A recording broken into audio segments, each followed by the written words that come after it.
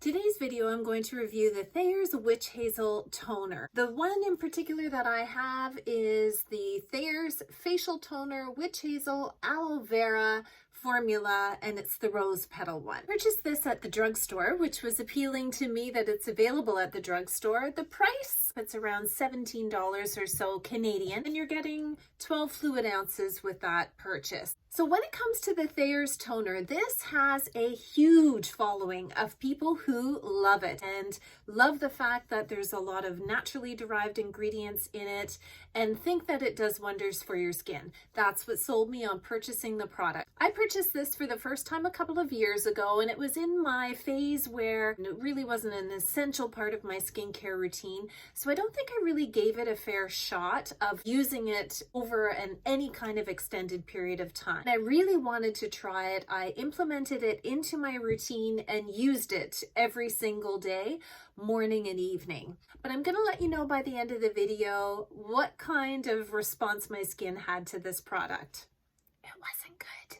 But first, let's talk about this product in particular. It's an alcohol-free formulation that includes witch hazel, aloe vera, and rose water. Let's talk about the witch hazel first. It's the ingredient that either people love or really love to hate. There's a lot of discrepancy in the field of skincare, whether it's actually good for your skin or not. Those of you who feel that it is really good for your skin love the fact that it's plant-derived, it's high in antioxidants, it can be very soothing and has anti-inflammatory properties. But witch hazel also has a high degree of something called tannins, which can be very sensitizing to the skin. Tannins are known vasoconstrictors, which means they constrict blood vessels and reduce the look of redness and inflammation in your skin. However, they can have a drying effect on the skin, and especially long term. Now, in many products, when witch hazel is used in the formulation, it actually goes through a process of distillation that includes alcohol in order to extract the witch hazel from the plant. And this will give it astringent-like properties. When it comes to the distillation process of witch hazel, on the Thayers website, it actually states that it is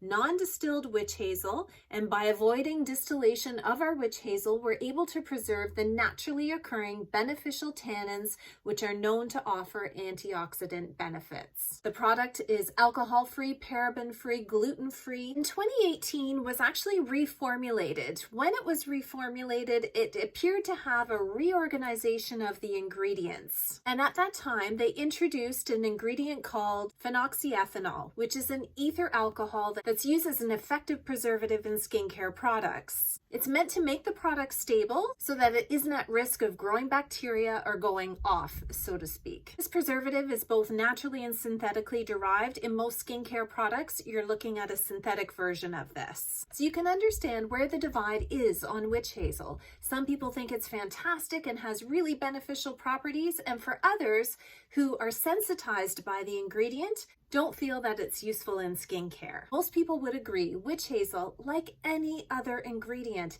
is good in some cases but not for all. That you may just be better suited to other ingredients that are more beneficial for your skin. Toners these days, in fact, are almost like serums. With the number of ingredients they're formulated with, the hydrating ingredients that they're formulated with, so I really kind of classify them in the same category for use. In the past, when I was a teenager, toners were astringents, alcohol-based formulations that just strip the skin barrier right off your skin. I think these days, teenagers and the rest of us are fortunate because there's a lot of products on the market, and toners as well have innovative skincare ingredients that include hydrating and antioxidant ingredients in their formulations.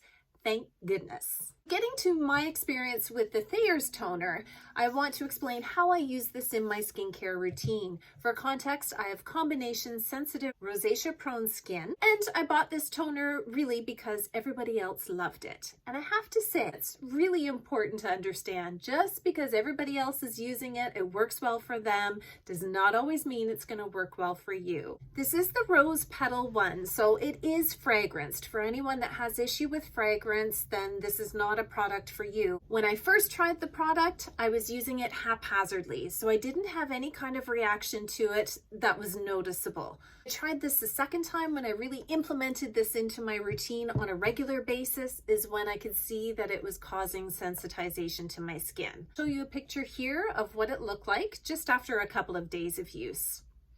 In the end, I had to discontinue use because I realized this was the only thing I had introduced into my routine, so I know that it was this causing the problem. However, it's very hard for me to say what is in this that actually is causing the problem.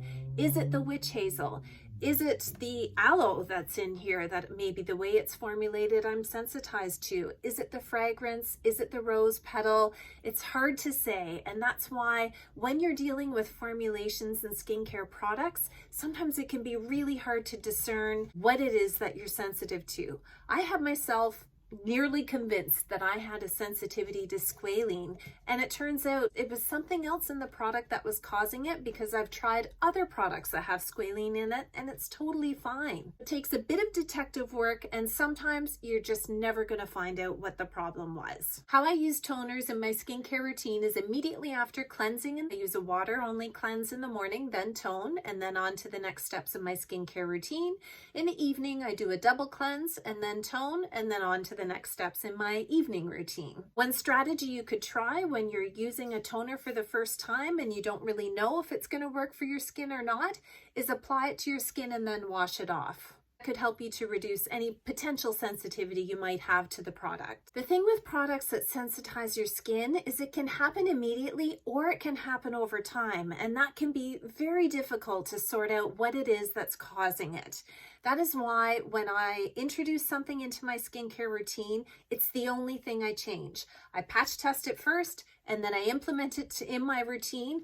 No other changes in my routine, so that I can be fairly confident that it's that's causing the issue.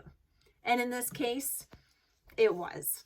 So this gets a no for me. I'll not repurchase this one again. However, I will remain open to witch hazel and try it in other formulations just to see if I can narrow down if it's the witch hazel that was the problem for my skin. I would love to hear in the comments section below who has used this product and who has had good results from it and who maybe also has had a sensitivity to it. I think it's important that we educate each other, the experiences that we've had with our own skin. It helps to make all of us better, well-informed consumers. So for me, when it comes to toning, these are the two that I'd really recommend. The Isn't Green Tea Fresh Toner that I've already reviewed, and you can watch that video after this one, and an upcoming review on Haru Haru Wonder Black Rice Toner. Thanks for watching. I hope you enjoyed this review. Even though this product didn't work for me, it could absolutely work well in your skincare routine, but I hope the information I've provided has helped you. Till next time, have a fabulous day.